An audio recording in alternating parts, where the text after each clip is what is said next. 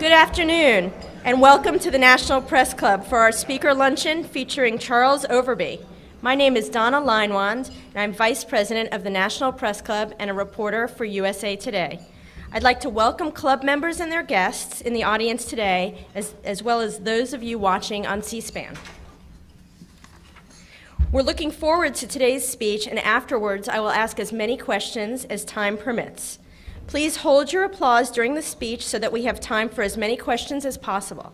For our broadcast audience, I'd like to explain that if you hear applause, it may be from the guests and members of the general public who attend our luncheons, and not necessarily from the working press.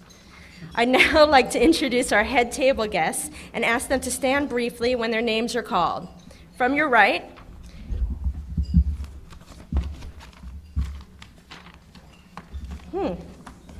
I don't have my list. Andy Alexander, Cox Bureau Chief.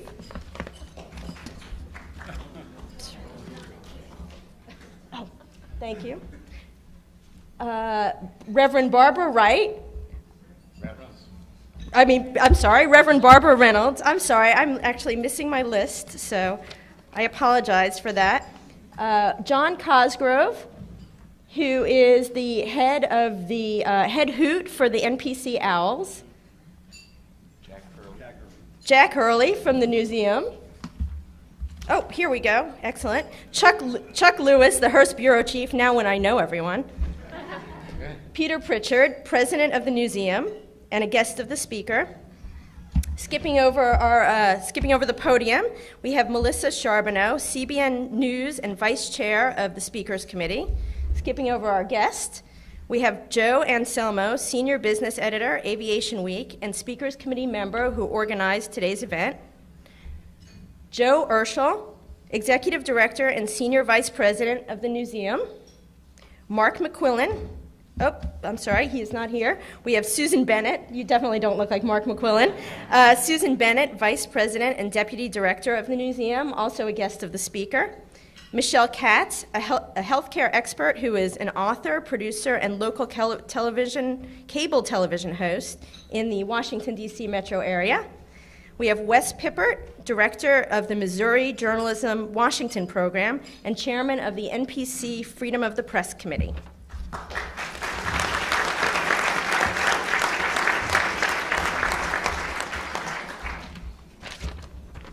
Our speaker today is Charles Overby, the chairman and CEO and president of the Freedom Forum, an independent and nonprofit foundation dedicated to First Amendment issues.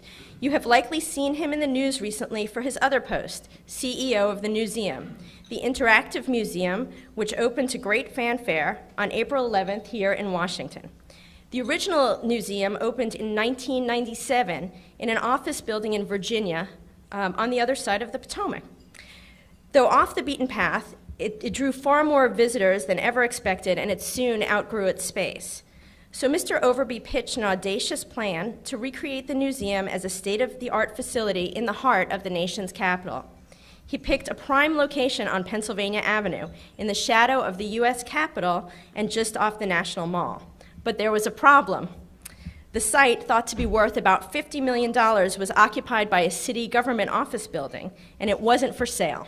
So Mr. Overby made the city an offer it couldn't refuse, an unsolicited bid of $100 million. So the Newseum got its prime location. The reincarnated Newseum, housed in a brand new 250,000 square foot facility, features 14 exhibition galleries that display the history of the news media and how it covered major world events. But it's not without controversy. Reviewers have called it a mausoleum for news, an industry's last hurrah before its ultimate demise. And they've also called it the media's too expensive tribute to itself. Mr. Overby has said that the Newseum is meant to be a tribute to the First Amendment. And indeed, the Newseum is his latest accomplishment in a long career dedicated to journalism and freedom of the press. Mr. Overby began that journalism career as a Mississippi high school student working as a sports writer for the Jackson Daily News. That was the springboard to a series of reporting, editing, and executive jobs at my company, Gannett. He went on to cover the White House, presidential campaigns, Congress, and the Supreme Court.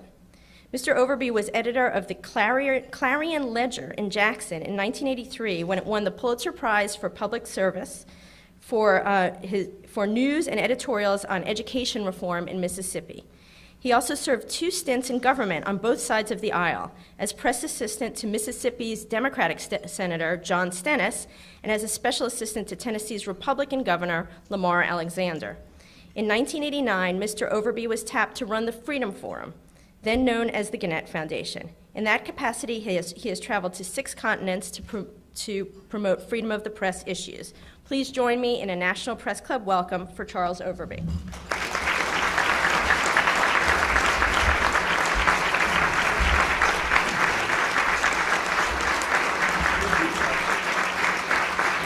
Thank you. Thank you very much, and thank you, Donna, for that very generous introduction. And thank you for inviting me and my colleagues at the Newseum to the National Press Club. We're honored to be back. The Newseum and the Freedom Forum are honored to be longtime partners with the National Press Club. We've done a lot of great programs together. And now that we have a little address on Pennsylvania Avenue, we look forward to cooperating with you even more in the future.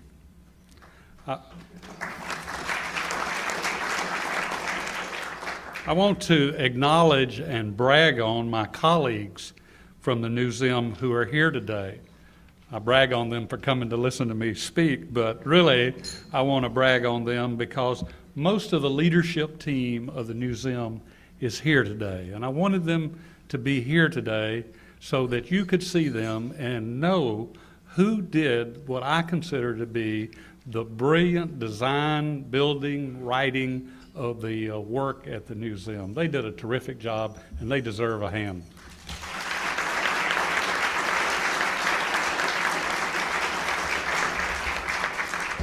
Thank you. The secret to building this Newseum has been the collegial approach that we took. Dozens of smart journalists and museum professionals gathered regularly to discuss content and presentation. It was like a daily page 1 news meeting that went on for 6 years. And we finally got page 1 out. I also want to thank my friends for being here today. You will not hear anything that you haven't heard me brag about before. And I'm especially pleased that several of the trustees of the Freedom Forum, Newseum, and Diversity Institute are here as well. On this 100-year anniversary of the National Press Club, we celebrate together the history of journalism that has taken place so vividly and so colorfully on Pennsylvania Avenue. On your next visit to the Newseum, I hope that you will take the time to read about the traditions that make Pennsylvania Avenue so special to both of our institutions. We tell visitors about Newspaper Row and a couple of other related institutions, Rum Row and the Palace of Fortune that used to be along here. I will tell you just one story that's in the Newseum up on the Pennsylvania Avenue Terrace about the historic newspapers along Pennsylvania Avenue. The National Intelligencer, as most of you know, was an early influential newspaper known for its support of Thomas Jefferson and its opposition to most things British. It was located at one time on Pennsylvania Avenue near our current location of 6th Street in Pennsylvania. During the 1814 attack by the British on Washington, British Admiral George Cockburn ordered the Intelligencer's office demolished.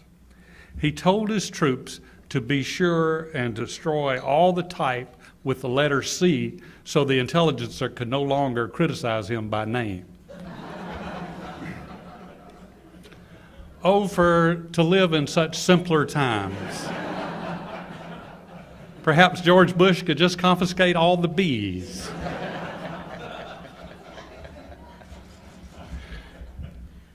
The Newseum is built on the site where the famous National Hotel was located.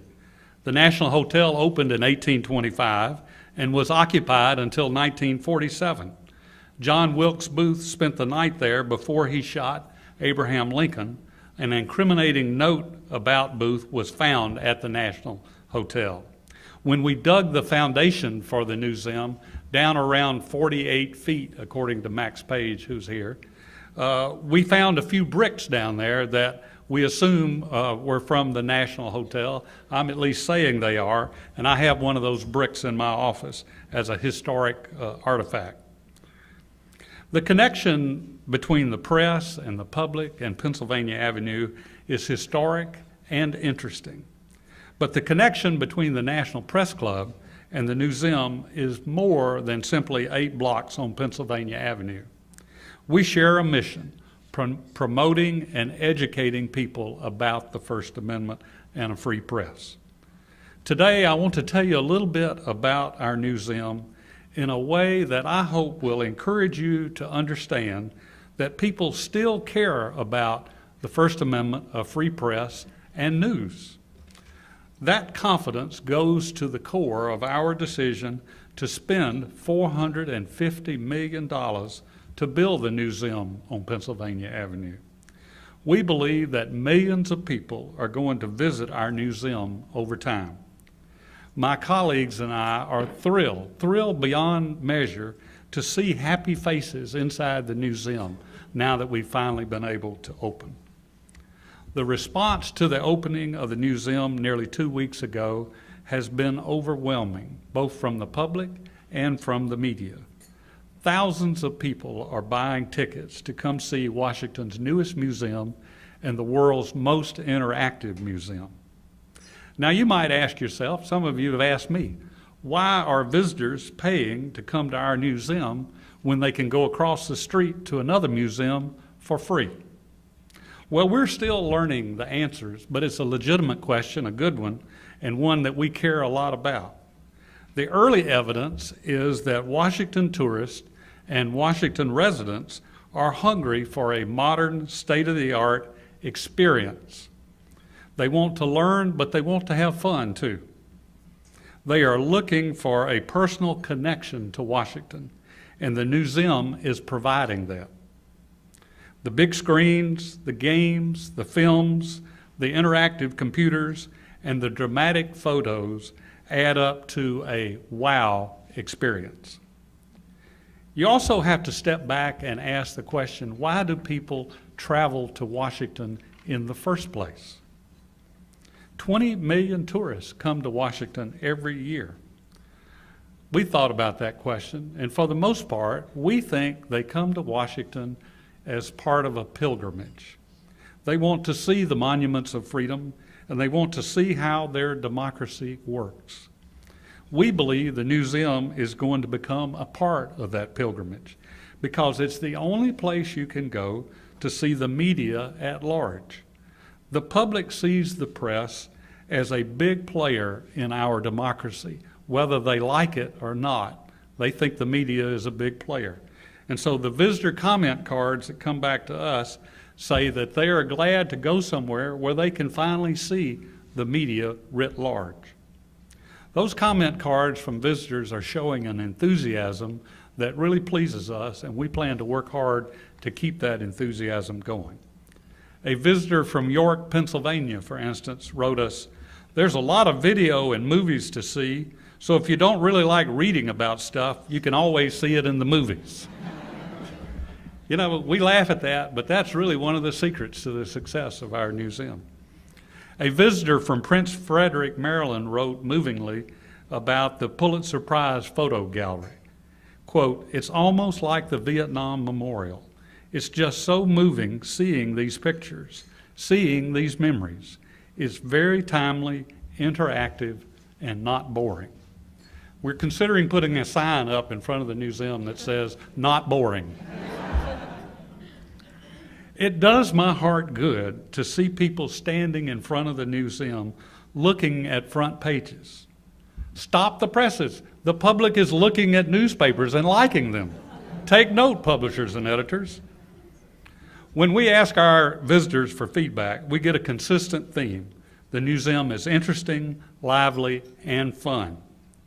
Already, we're getting stories from parents who have visited the Newseum with their children. They say their children come alive when they come in the doors of the Newseum. Many say that they have drugged their children through the usual museums, and they're so relieved when they get to the Newseum to see the children actually enjoy it. We've learned in just the last 2 weeks that our visitors establish an emotional connection with the Newseum and its exhibits. Now, why is that? There are a lot of reasons probably, but a big reason is that they are given an opportunity to relive the big stories of their lives. They remember where they were on 9/11. They remember who they were with when they learned of Princess Di's death. They remember their personal emotions when President Kennedy was assassinated. In addition, the Newseum puts people in touch with their memories in a dramatic way. The pervasive use of video, films, and photos sets the Newseum apart from normal museums. We have a full-time broadcast and engineering staff, and that's what it takes to run a big interactive museum. I will boldly say, to the dismay of some of my staff, that you will never see an out-of-order sign on any of our interactive exhibits. Now, that doesn't mean that we won't experience a technical and temporary failure, but we have a full-time staff whose job is to go out immediately and fix any glitches. It was a daunting task to design and build 14 galleries and 15 theaters, 2 broadcast studios, a 2-level conference center, administrative offices, a restaurant, a food court, and 135 apartments. I'm glad to see some of the residents of those apartments here today. Thank you. But we are ecstatic with the outcome of the 6 years of work. People said we would never get this building built the way we wanted it because there was just too much regulation along Pennsylvania Avenue by government authorities. But Peter Pritchard, our president, and Jim Polshik, our architect, did a superb job of explaining the rationale behind the design of the building and what each aspect was supposed to do. With the exception of a handful of critics, which Donna has managed to tell you about, I always love the introductions at the National Press Club. You can go almost anywhere else and be flattered to death, but you better be ready for the National Press Club. It's good. It's the way it should be. Well, with the exception of a handful of critics, most writers and reviewers grasp what we are trying to do with the Newseum. Howard Kurtz in the Washington Post called the Newseum dazzling, innovative, and absorbing. Maria Puente of USA Today wrote, "Prepare for razzle-dazzle." Edward Rothstein of the New York Times called the Newseum an appealing example of how a museum can both teach and entertain. Michael O'Sullivan of the Washington Post called it a different experience every time you visit. Now you might say, Charles, why are you standing up here bragging about what you and your folks did? I want to tell you, I'm going to interrupt myself here for just a minute. The Smithsonian has these great museums, and it doesn't matter what they do as long as they open the doors and turn on the lights. They're going to get 4 to 5 million people every year. We have to fight for every single one of our visitors, and we will. Not fight, but try to make sure people know it. And so anytime I can get somebody else to say something good about the Newseum, I'm going to yell it from the rooftop. So that's what I'm doing right now. George Stephanopoulos and Robin Sproul at ABC understand the specialness of the Newseum. George launched his Sunday morning show this past week at the Newseum, and it featured spectacular views of the Capitol and Washington.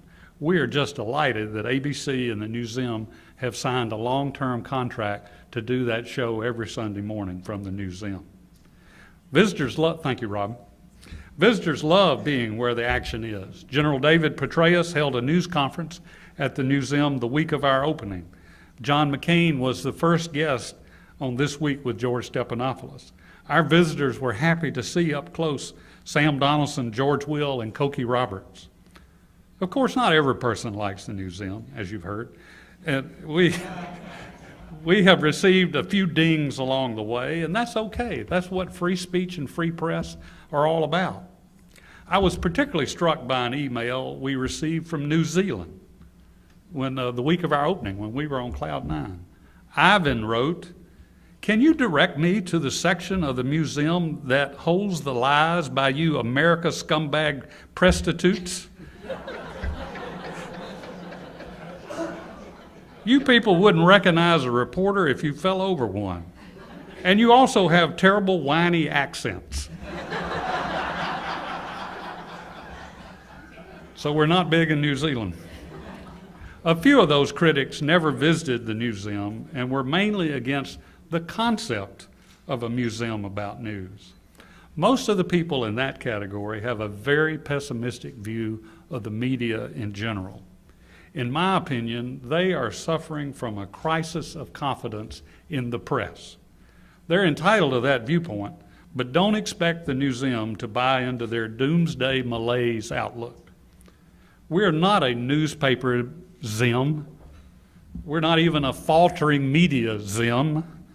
We're a newseum, and the public's desire to know news will continue forever. The platforms may change, but the need to know will not. People often ask me, which is my favorite gallery? I love that question. It's kind of like asking, which is your favorite child? You can brag on one day and one the other day. Well, it does change from day to day. One day it's the Berlin Wall Gallery. The next day it's the World News Gallery, Susan, with that big color-coded freedom of press map. We have lots of important artifacts, from the broadcast tower that fell from the World Trade Center to the most pieces of the Berlin Wall outside of Germany. But we have a lot of smaller, interesting things too, such as one of Helen Thomas's many red dresses that she wore to presidential press conferences, the typewriter that Ernie Pyle used in World War II in both the Europe and Pacific theaters, the telephone that Rupert Murdoch used from 2000 to 2006 to make deals worth $20 billion. Now, the most interesting thing to me on that telephone is that it has 48 speed dial buttons. Only 24 would fit on the phone, but he has an extender box that's got another 24. I've never seen that anywhere else, but if you're Rupert Murdoch, you can probably figure out how to do it. And you know who number one is? You can look, if you look real closely, you can read the little writing on who number one is on Rupert Murdoch's speed dial. Roger Ailes. You learn stuff at the Newseum. Well, these items, ranging from substantive to trivial, give our visitors an insight into the real world of media and news gathering.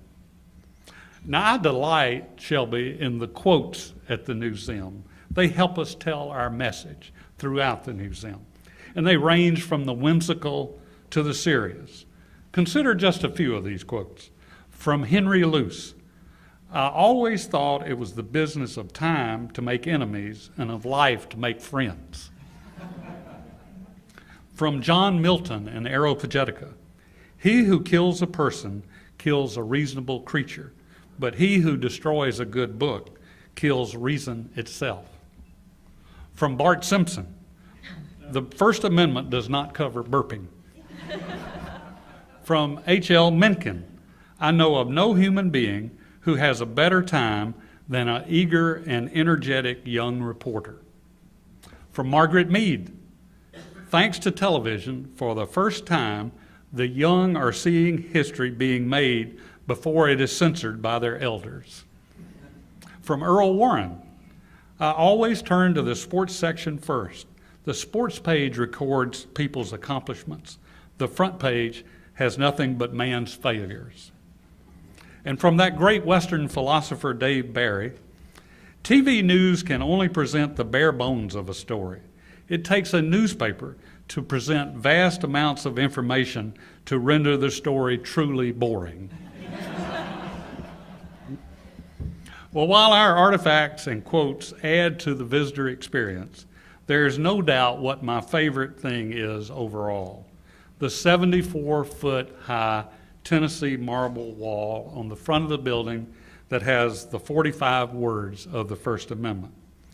Right there on Pennsylvania Avenue, many people are reading the First Amendment for the first time, or for the first time in decades. I sometimes tell people that the $450 million that we spent on the Newseum would be worth it for the First Amendment wall alone. If there were nothing else in the whole building inside, we could justify the expense over the lifetime of the building just by having that First Amendment sign up there on Pennsylvania Avenue year in and year out, day in and day out. The Newseum has laid down the marker right on Pennsylvania Avenue that the First Amendment is the cornerstone to our democracy. We have lots of First Amendment messages inside the building. One thing we learned from our first Newseum over in Roslyn was that we were too subtle when it came to the First Amendment. So we threw subtlety out the window when we moved, a little 74-foot marble sign there on the front. But we have two great First Amendment films, including one that features personalities as diverse as former Supreme Court Justice Sandra Day O'Connor to actor Martin Sheen to rap singer LL Cool J. In our First Amendment gallery, we engage young people with interactive games and exhibits that focus on First Amendment issues. There's one game, for instance, called Race for Your Rights, featuring Bill O'Rights versus Dick Tater. At another place in the First Amendment gallery, we have hung the crudely crafted paper banner with the words, "Bong Hits for Jesus." That banner got an Alaskan high school student suspended. He took his case all the way to the Supreme Court and lost. But you can see that banner in the Newseum. We try to bring the First Amendment alive for students. We ask questions like this: can a school restrict the words on a t-shirt? Can a school punish a student for hairstyles or hair color? Can a school principal censor what is on a student's MySpace page? Visitors can read how the courts have ruled on these and many other issues, and then they can offer their own opinions on a whole range of subjects on an interactive screen. Those comments are then posted so other visitors can read what previous visitors have said. In fact, we are learning that visitors want to share their opinions in a lot of our galleries, like the 9/11 Gallery and the Journalist Memorial Gallery. The point of all this is to bring the First Amendment out of obscurity. One person wrote that the Newseum is like a theme park for civics. I like that. We cannot rely simply on the textbooks of civics to protect the First Amendment. We must be far more vigilant and far more aggressive. I am concerned about the future of the First Amendment. I'm concerned that the First Amendment as we know it today will not exist at the end of this century unless all of us do a better job of promoting it and protecting it. Now, why do I say that? The next time you're in front of the Newseum, look up at the top of the First Amendment, up there on the top of that marble wall. The first line has 5 words, and those 5 words say, "Congress shall make no law." Congress shall make no law. Should put that up there twice. Congress is making laws every year relating to one or more of the 5 freedoms of the First Amendment. Think about it. Religion, speech, press, petition, and assembly are in the middle of many of the controversies that find their way to the halls of Congress. I don't think Congress is going to actually repeal the First Amendment. As far as I know, they've only done that to one amendment. That was the 18th Amendment. Probably a pretty good reason to do that. Prohibition. But I believe Congress can and will chip away at the First Amendment if left to their own instincts. There's always somebody wanting to pass a law or a regulation about communications or lobbying or hate speech or prayer in schools or some other thing that looks worthwhile on the surface, but menacing when you dig down deeper. I have this crazy idea. My colleagues are used to my crazy ideas. Every time Congress passes a law relating to one of the 5 First Amendment freedoms, we should climb up on our First Amendment wall and chip away some of the marble from the First Amendment. That would show the world symbolically what is happening. It would also get me in big trouble with our architect. My point is, we can't take the First Amendment for granted. We have to work together to make sure that the First Amendment last at least as long as the Newseum does on Pennsylvania Avenue, and we hope that's at least 100 years. I want to close with a birthday greeting of sorts. We made an early decision not to build the Newseum as a journalism hall of fame. Joe Urschel even had a sign that had Hall of Fame with a circle on it and a line through it. We do feature a lot of famous journalists who've done good things, and some not so famous, but we do not pretend to be a Hall of Fame of journalism. Nevertheless, there is one journalist who emerges in several galleries and theaters as a hero. He is Edward R. Murrah. A portrayal of him broadcasting live from London during World War II is one of the highlights of our 4D film, a terrific film where you put on 3D glasses and sit in seats that shake, rattle, and roll. Well, Murrah's 100th birthday is tomorrow, Friday, April 25th. We're going to have a weekend of programs to honor him. The National Press Club has a program tomorrow honoring him, and the Smithsonian has a program tonight. We are actually having a birthday cake for our Newseum visitors to Friday afternoon and Saturday afternoon to celebrate Murrah's birthday.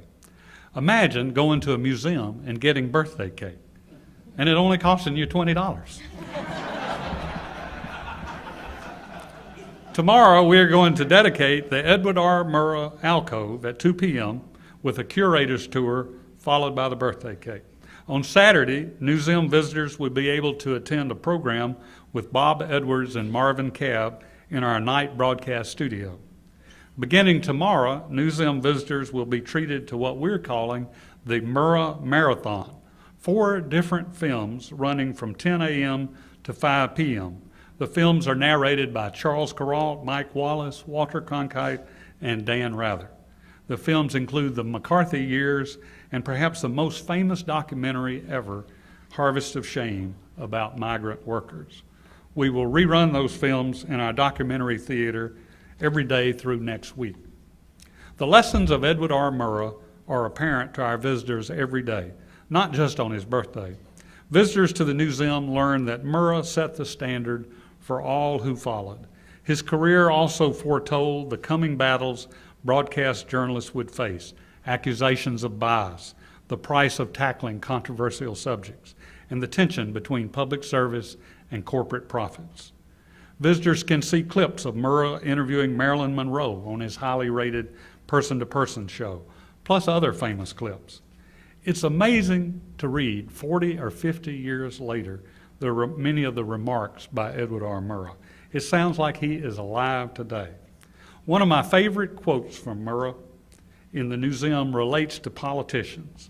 He said, quote, "When the politicians complain that TV turns their proceedings into a circus, it should be made plain that the circus was already there, and that TV merely demonstrated that not all performers are well trained." Well, we want to keep that quote in mind as the Newseum tries to attract millions of people through its doors. The Newseum is not a circus. The circus was already there. The Newseum is not a performance. The performances go on up and down Pennsylvania Avenue every day. But the Newseum is a place where visitors can view the circus and the performers. They can see the media and the politicians.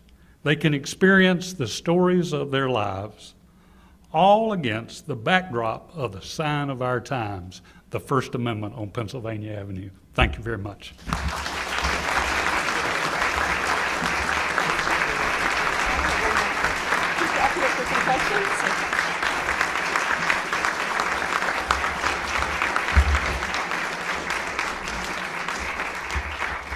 Now, I've been to the Newseum a few times in the last month, and I have to say my favorite part of the Newseum are the bathrooms. And in the bathrooms, on the tiled walls, they have newspaper corrections, and most of them are very, very funny. So in the spirit of setting the record straight, which is something that journalists have to do all the time, I'd like to make a correction to my very poor head table announcement. Reverend Barbara Reynolds is sitting there to my left. She is the president of Reynolds News Service and a member of the NPC Speakers Committee, and someone I've known for a very long time, so I can't believe I got her name wrong. But thank you for your indulgence, and now we will start with some questions. The most popular question I got was, how can you charge $20 for a museum that is within, spitting distance of the National Archives, which is free, the National Gallery, free, Air and Space, free. And I know you've addressed that somewhat in your speech, but people really want to know what they're going to be, what the $20 is paying for, considering most of the museum appears to have been funded by newspaper foundations and television foundations, and most notably the Freedom Forum. Well, thank you for that question. I'm shocked that it would be asked. Well, one of the things that we have that the Smithsonian doesn't is corrections in the bathrooms. My favorite correction, I believe, is a headline that said, "Man sentenced to 9 months in violin case." That may be cruel and unusual punishment. We do not take lightly the idea that we are charging anything, let alone $20 for adults, to the Newseum. But let me mention 2 or 3 things. One, okay, the Smithsonian is free, but look at your pay stub. It is not free. There are tax dollars that go into that. There are no tax dollars that go into the Newseum. It's the only museum, certainly on Pennsylvania Avenue, and the only major museum in Washington that doesn't get tax dollars of any kind. It costs us $450 million to build the Newseum, and it's going to cost us $50 million to operate it without any tax money. Well, I heard that somebody asked on the way up, well, that's a rich foundation. They got a big endowment. Why can't they just pay for it? We'd be a rich endowment. We're not a rich endowment. We'd have a big endowment for about 3 years if we tried to do all of that. There are several streams of revenue and gifts and investments from our endowment are one of those streams. Admissions are one. Apartments, thank you very much for the rents. The great restaurant that Wolfgang Puck has, we get a cut of that. Go there and go often. But it costs a lot of money. We could have put up just an average museum of glass cases with flat old newspapers that you could come in and look at and hope that you had a good feeling about the media. But the state-of-the-art exhibits were expensive, and we said we believe the visitor is looking for a good experience. And the reason we built it in a way that it was the economic model depended on admission was that we think people would rather have that than something that could be free to go to and it just be average. Our consultants told us that visitors who go to paying museums value the experience more than those that are free. And if you go to any museum outside of Washington, $20 is the best deal in town. So maybe we ought to move to Orlando and we'd be cheap down there. But we, our consultants told us another thing that's important. Charles, they said, most people are never going to your museum. And I almost threw that person out of my office when they said that. They said, just do the math.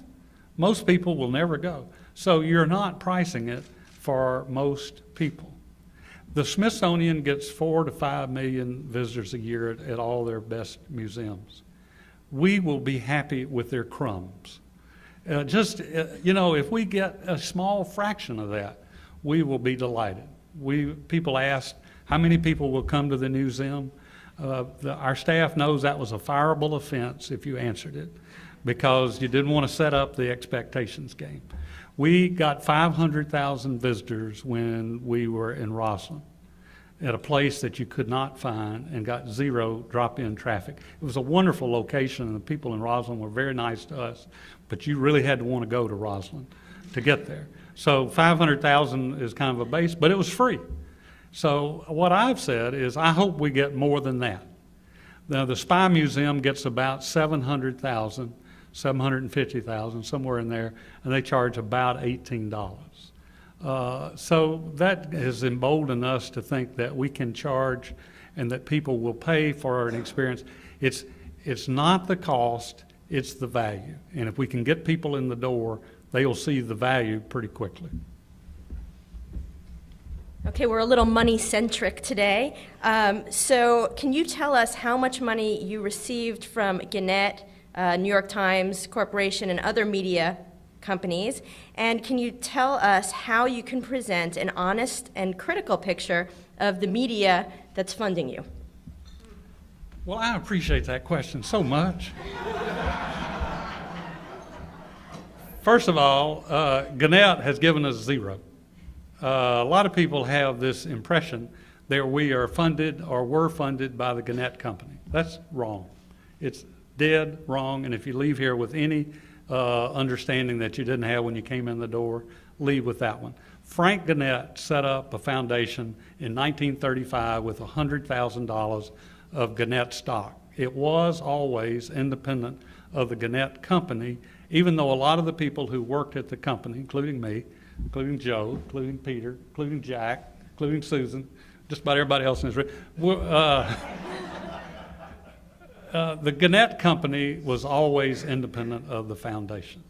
And so we are hopeful that the Gannett Company will give to the Newseum at some point. Their latest earnings statement didn't make it seem to be a propitious time to go and ask for a contribution, but the time will come. The New York Times and the Ox-Sulzberger family was very generous in giving us $10 million over multiple years, and they are one of our founding partners. We have 15 founding partners of media companies, patriotic individuals, foundations that have given between $5 million and $25 million. And they've done so in the belief that the effort to educate people about a free press is at the core of their business and their interest, just like it is ours.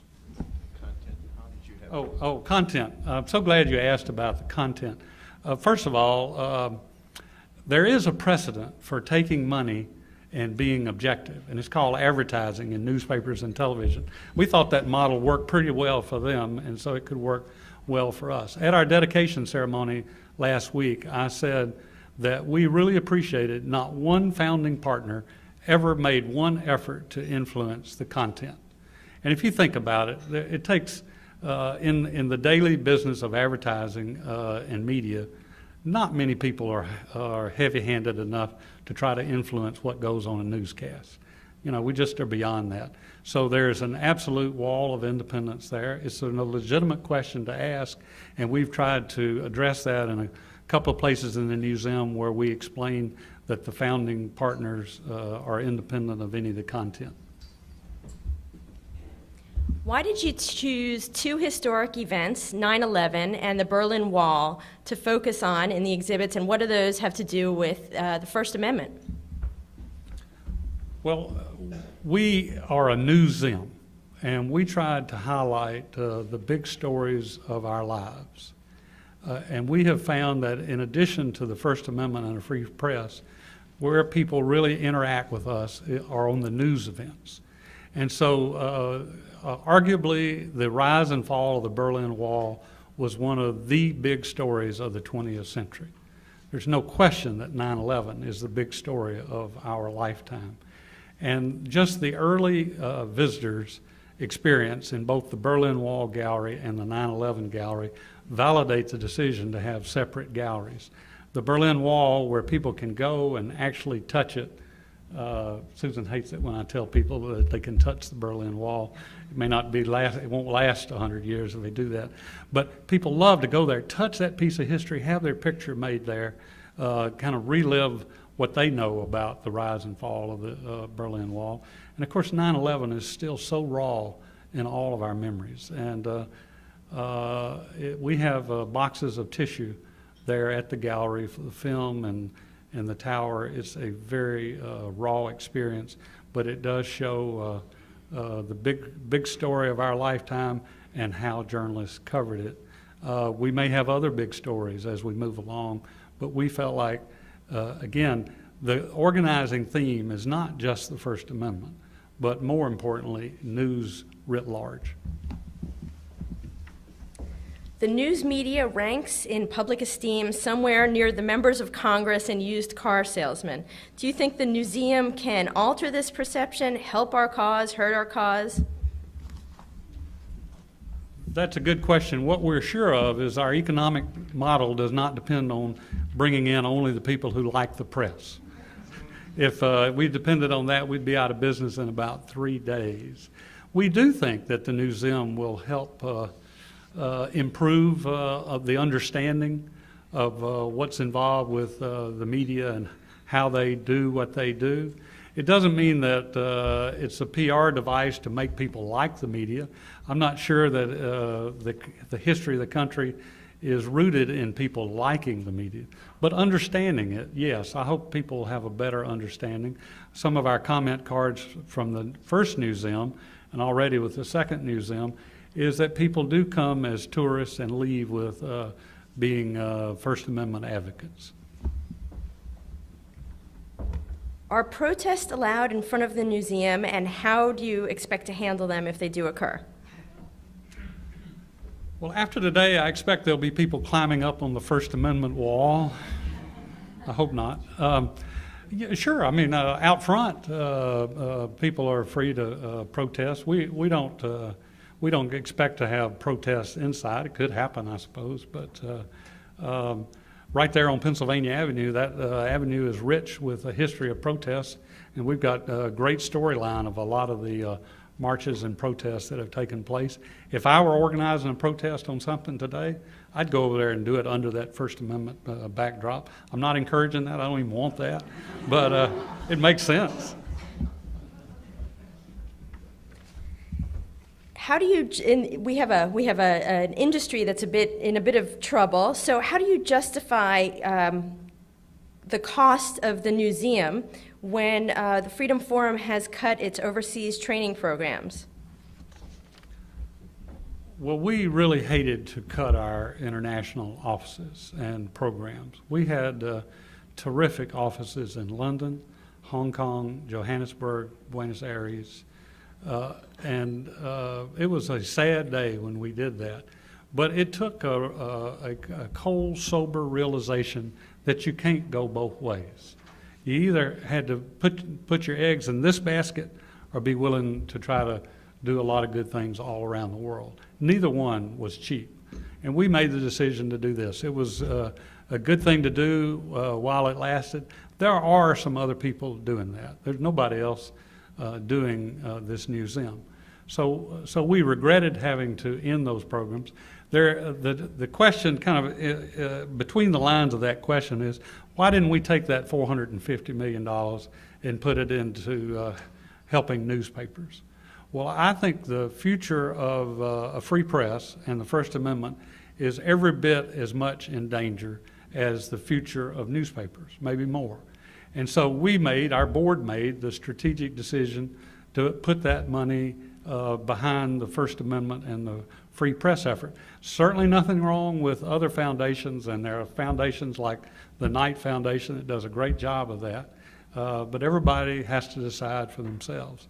And so we decided to go with the free press and First Amendment right here in Washington.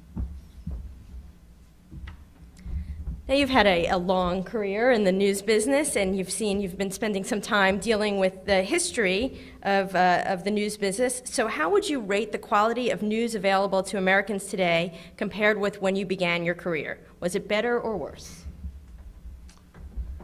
Well, you forget, I worked in Jackson, Mississippi, and the standard was fairly low down there in Jackson.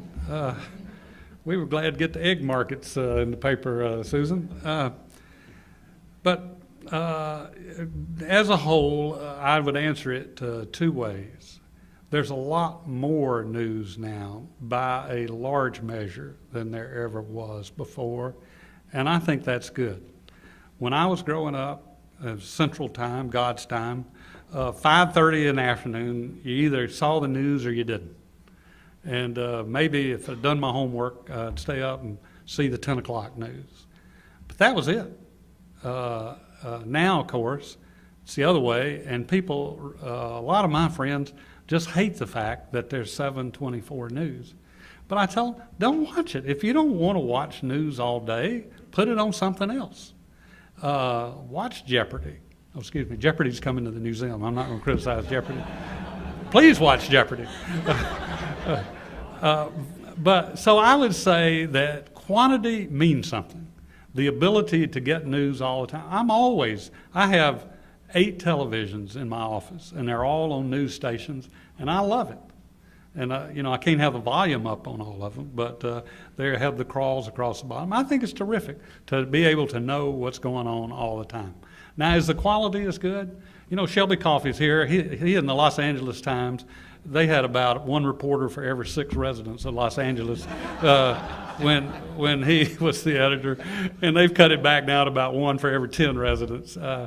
So for the big newspapers, it's harder times, but I would say for a lot of the other papers around the country, smarter people working at newspapers than certainly when I was there, more sophisticated means. There are probably more readers in local markets now than there ever have been, but a lot of those readers are going to the websites. And that's okay. Newspapers have got to figure out the right economic model, but the most important thing is to keep those eyeballs looking at the product. And so the websites, my son takes no newspapers, but he reads several websites a day that are totally on the news. He has no television in his apartment, sorry, Robin, but he does watch ABC online. And so, it's if the Newseum does anything, it shows how the delivery systems have changed over time and how the delivery of news has changed with the technology and has done so successfully. So we have a lot of optimism there, even as newspapers and other media try to figure out the economic platforms. Okay, we're going to ask you to go around the world in 2 minutes. Give us the status of the free press climate in the rest of the world, particularly China, and has it changed at all because of the Summer Olympics in Beijing? Let's see, there are 186 countries, and what starts with A? No, I won't do it that way. Let me tell you first that we have this terrific world map that's about 40 feet wide and about 20 feet high, that has every country in the world, and it either is red for not free, or green for free, or yellow for somewhere in between. And it is such a teaching moment, even for us, to go and look at that world map. You see at a glance that the whole world, most of the world is red. Most of the world has not free press. Only a very small percentage of the world is green, free press. And then there's a number of countries that are yellow. It was a little embarrassing, but not completely, when the wife of the ambassador from Mexico came through on a tour, and she saw her country in yellow. And she took major exception to Mexico being listed as yellow rather than green. It was a teaching moment for all of us, for us to understand what the impact of that map has, but for her to hear from us, well, as long as journalists are being killed in Mexico without anything happening to the perpetrators, it's going to be in yellow. As for China, China's in red, and we'll find out in the Olympics whether it has a chance of moving to yellow or not. Freedom House does the ratings for us, and I haven't seen any evidence that Freedom House is thinking about moving China from red to yellow. Let's see what happens with the Olympics. Okay, we are almost out of time, but before asking our final question, we have a couple of important matters.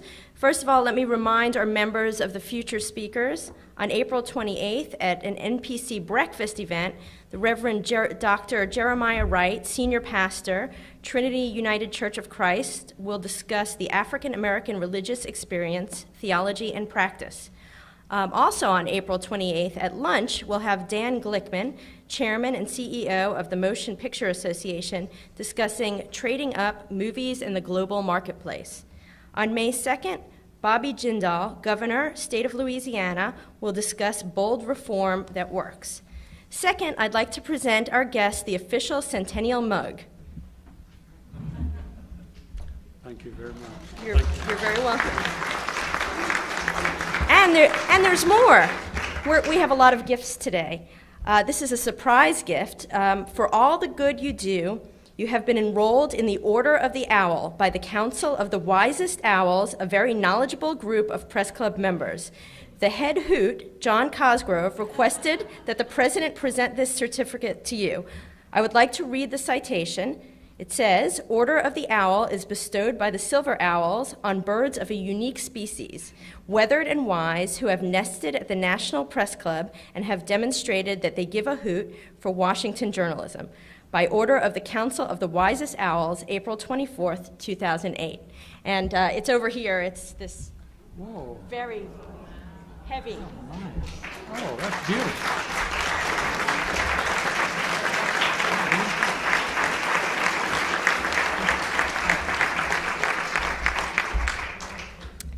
And now for our last question.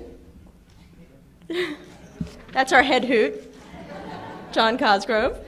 For our last question, back when you were a reporter in Mississippi, what was your best scoop? My best scoop.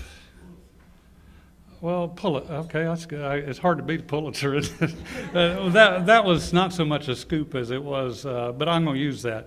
The enterprise by our staff to go out and document beyond the rhetoric of poor education in Mississippi, and to document where the school buildings were bad and where education was failing in Mississippi, and then the reward of finally Mississippi becoming the last state to get public kindergartens and to have improved salaries for teachers so that for the next generation children could benefit. That's the greatest reward I've had in journalism.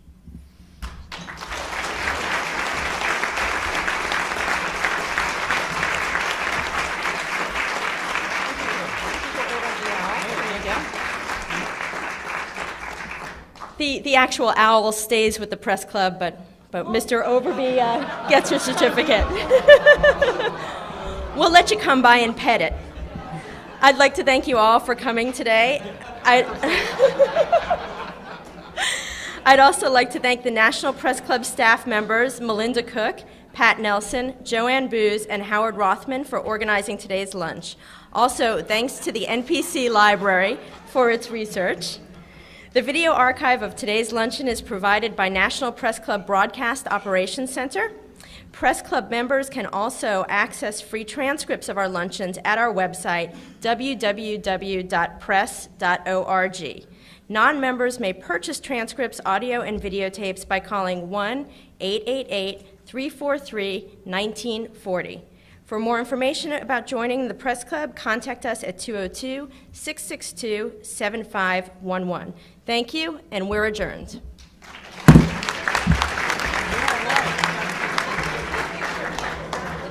Well, I think Mr. Cosgrove, because that's good. I don't want anyone to No, good job. Thank you very much. I apologize. Thanks for having me. me. No, I'm just kidding. That was very mild. Thank you very much. Well, thanks for coming. Susan Bennett, Vice President and Deputy Director of the Newseum, also a guest of the speaker. Michelle Katz, a healthcare expert who is an author, producer, and local cable television host in the Washington, D.C. metro area. We have Wes Pippert, Director of the Missouri Journalism Washington Program and Chairman of the NPC Freedom of the Press Committee.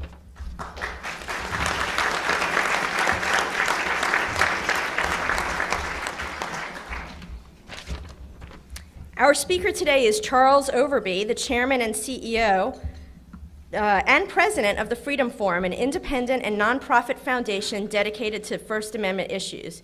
You have likely seen him in the news recently for his other post, CEO of the Newseum, the interactive museum which opened to great fanfare on April 11th here in Washington. The original Newseum opened in 1997 in an office building in Virginia on the other side of the Potomac. Though off the beaten path, it drew far more visitors than ever expected, and it soon outgrew its space. So Mr. Overby pitched an audacious plan to recreate the Newseum as a state-of-the-art facility in the heart of the nation's capital. He picked a prime location on Pennsylvania Avenue, in the shadow of the U.S. Capitol and just off the National Mall. But there was a problem. The site, thought to be worth about $50 million, was occupied by a city government office building, and it wasn't for sale. So Mr. Overby made the city an offer it couldn't refuse, an unsolicited bid of $100 million. So the Newseum got its prime location.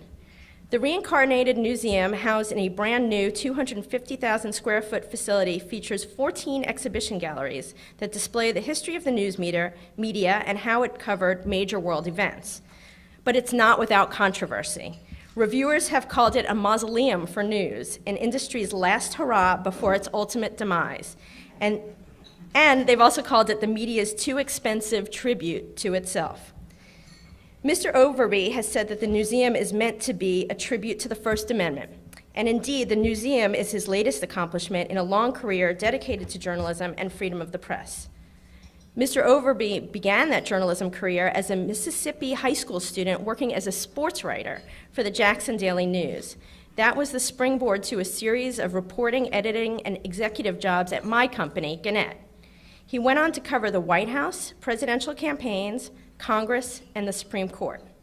Mr. Overby was editor of the Clarion Ledger in Jackson in 1983 when it won the Pulitzer Prize for Public Service for news and editorials on education reform in Mississippi. He also served 2 stints in government on both sides of the aisle, as press assistant to Mississippi's Democratic Senator John Stennis, and as a special assistant to Tennessee's Republican Governor Lamar Alexander. In 1989, Mr. Overby was tapped to run the Freedom Forum, then known as the Gannett Foundation. In that capacity, he has traveled to 6 continents to promote freedom of the press issues. Please join me in a National Press Club welcome for Charles Overby.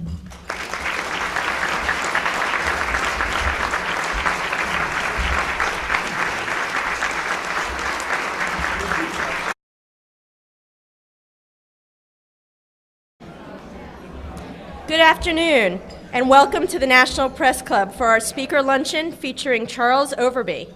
My name is Donna Leinwand, and I'm Vice President of the National Press Club and a reporter for USA Today. I'd like to welcome club members and their guests in the audience today, as well as those of you watching on C-SPAN. We're looking forward to today's speech, and afterwards I will ask as many questions as time permits. Please hold your applause during the speech so that we have time for as many questions as possible. For our broadcast audience, I'd like to explain that if you hear applause, it may be from the guests and members of the general public who attend our luncheons, and not necessarily from the working press. I'd now like to introduce our head table guests and ask them to stand briefly when their names are called. From your right,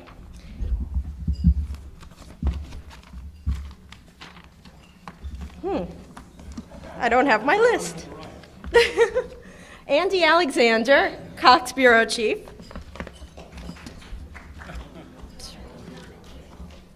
Oh, thank you. Reverend Barbara Wright. Reverend Barbara Reynolds. I'm sorry, I'm actually missing my list, so I apologize for that. John Cosgrove, who is the head of the head hoot for the NPC Owls.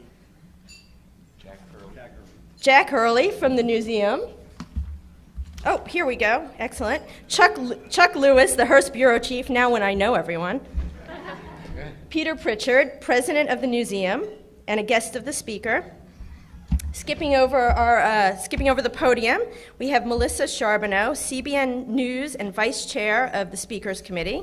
Skipping over our guest, we have Joe Anselmo, Senior Business Editor, Aviation Week, and Speakers Committee member who organized today's event. Joe Urschel, Executive Director and Senior Vice President of the Newseum. Mark McQuillan. Oh, I'm sorry, he is not here. We have Susan Bennett. You definitely don't look like Mark McQuillan.